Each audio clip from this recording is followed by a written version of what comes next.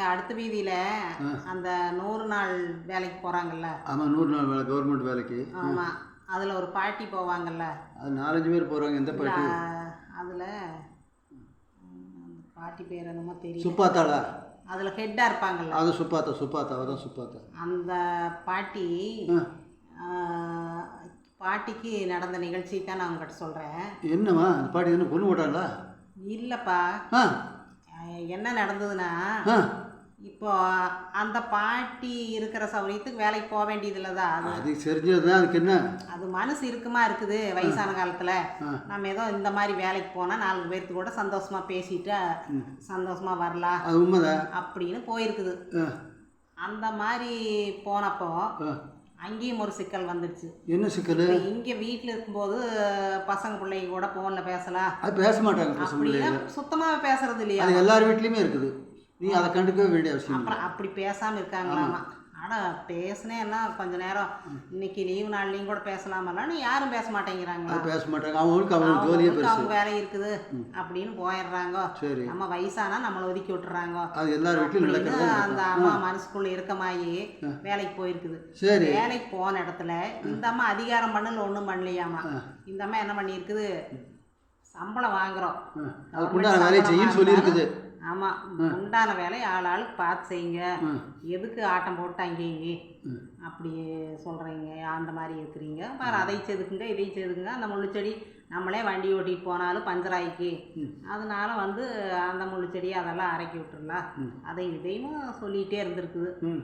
அப்புறம் இது சொன்ன இப்போ கொஞ்சம் பிடிக்காது, ஒத்து வராது. அப்புறம் இந்த அம்மா நைன்னு சொல்லிகிட்டே இருக்குது. ஆமாம், இங்கே போகிறவங்களாம் 75% பொழுது போகிறதுக்காகத்தான் போகிறாங்க. அந்த மரத்தடியில் தூரிக்கிட்டு விளையாண்டு இருப்பாங்களே, அதுதான் மரத்துக்கடி போய் எல்லாம் தூரி கட்டிட்டு விளையாடுறதாமா. ஆமாம், அப்புறம் கொஞ்ச நேரம் ஒரு 10 நிமிஷம் வேலை செய்கிறது, அப்புறம் காணாமல் போயிடுறதாமா. அப்புறம் போய் ரவுண்டாக உட்காந்துருக்காங்க, பேசிகிட்டு இருக்காங்க. இப்படியே நடக்குது. நான் வந்து வயசான மாதிரி இந்த அளவுக்கு செய்கிறேன்னு நீங்கள் கூட பாதியாக செஞ்சுட்டு வாங்க அப்படின்னு இந்த அம்மா சொல்லிட்டே இருந்திருக்குது. சொல்லிட்டே இருந்த முடியும் என்ன பண்ணியிருக்காங்க, இந்த கிழவி எப்படியாவது நம்ம முடிச்சு கட்டிடணும், வேலைக்கு எதுக்கு வருது அப்படின்ட்டு இது வந்துட்டு நம்மளுக்கு எல்லாம் தொல்லையா இருக்குது. நம்ம பண்ண மேலால ஏதோ செஞ்சுட்டு இருந்தோம், இது வந்து ஒரே இம்சா இருக்குது அப்படின்ட்டு என்ன பண்ணியிருக்காங்க, காப்பி குடி பாட்டி காப்பி குடி அப்படின்னு சொல்லியிருக்காங்க. காப்பி குடிக்க சொல்லியிருக்காங்க. ஆமாம், மற்ற நாள் தண்ணி கேட்டாலே கொடுக்காத பசங்க இன்னைக்கு என்னடா காப்பி கொடுக்குது அப்படின்னு இந்த அம்மா யோசனை பண்ணியிருக்குது. அப்புறம் வேண்டாம் சாமின்னு சொன்னது. இல்லை பாட்டி நிறையா இருக்குது, வெயில் அதிகமாக இருக்குது, எனக்கு காப்பியும் வேண்டாம், ஆகாது, நான் குடிக்க மாட்டேன். இல்லை வடை சாப்பிடுங்கன்னு. இல்லை சாமி அப்படின்ட்டு. அப்புறம் என்னதான் வேண்டாம்னா காப்பி தான் குடிச்சுதான் ஆகணும் அப்படிங்கிறாங்க. சரி, இவ்வளவு பிரியமாக சொல்லும்போது டம்ளர் கொடுங்க அப்படின்னு கேட்டுக்குது. கொடுத்துருக்குறாங்க. இவங்க அதுக்கு முதலே என்ன பண்ணியிருக்காங்க, அதுக்கு முன்னத்தினால இந்த பசங்க என்ன பண்ணிருங்க, அந்த அம்மாவுக்கு ஏதோ பண்ணி கொடுத்துருவோம் அப்படின்ட்டு இந்த இது என்ன மாத்திரை, பேதிக்கு மாத்திரை கொடுத்துப்பாங்க. அந்த மாத்திரையை உடச்சு கலக்கி கொடுத்துட்டாங்க.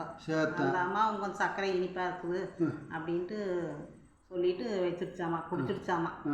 குடிச்சிட்டு சரி கொஞ்சம் நேரம் பார்த்ததுன்னா 1 மணி நேரத்தில் பார்த்தா இந்த அம்மா படாத பாடு வயிற்றாலை வாயாம அப்படி பிடுங்கலாமா.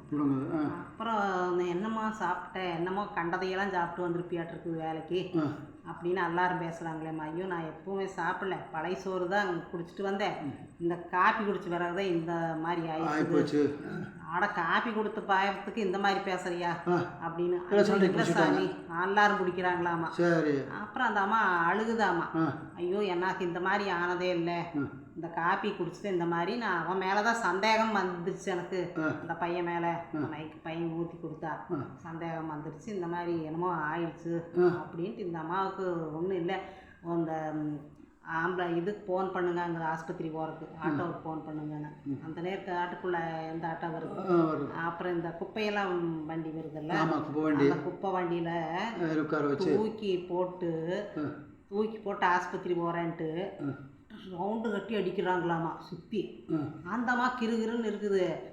அவங்க வந்து ஆஸ்பத்திரி தான் தூக்கிட்டு போகிற, ரொம்ப வேகமாக போயிட்டுருக்குறோம் அப்படின்னு. அந்தம்மா இல்லைப்பா கிருகிருன்னு இருக்குதுன்னா, இல்லை நான் சுற்றி அடிக்கிறாங்களாம். இப்படியே ரவுண்டு கட்டி அந்த கிளவிய போய் சேரட்டும்னு போய் சேரட்டுன்னு ஆஸ்பத்திரியும் கூட்டிகிட்டு போகல, சுற்றிட்டு வராங்க வண்டியை சுற்றி பயங்கரமாக சுற்றுனா அந்தம்மா கிருகிருக்கு வந்துடுச்சு. அப்படியே படுத்துருச்சாமா.